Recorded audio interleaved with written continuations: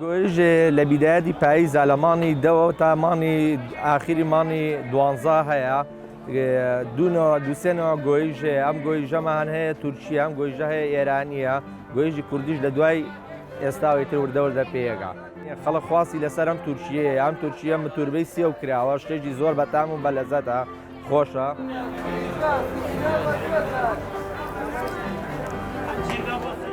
گۆیژە کوردیەکەش تقریبان دووسێ هەفتەیەکەیە چیلۆی لە 2000 دینارە شتی فەلاحی خۆمان عادەتەن لە دوای فەلاحەکانی وڵاتانی کەوە پێیەگا سەعی زۆر داوەزێ مانی دەوە تا مانی 12 ئینی خۆمان کەمە مێنێتەوە تقریبان مانێکە مێنێتەوە مانێک و دەشەوە مێنێتەوە ئەمان دوومانە مێنێتەوە گۆیژە سوورە ئێستا ئێرانیە ئەمە تورکیە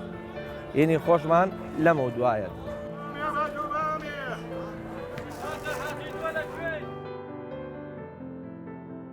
ئەم تورکیە چیلۆی بیدایەت هاو چیلۆی بە 30,000 دینار بوو چیلۆی بە 30,000 دینار خەڵک زۆر بە تەبیعی بە ئاسایی 2 کیلۆیەکری 3 کیلۆیەکری بە 9,000 ئیتر ئەمە تەڵەبە پارێک وەجبەها ئەو وەجبەیە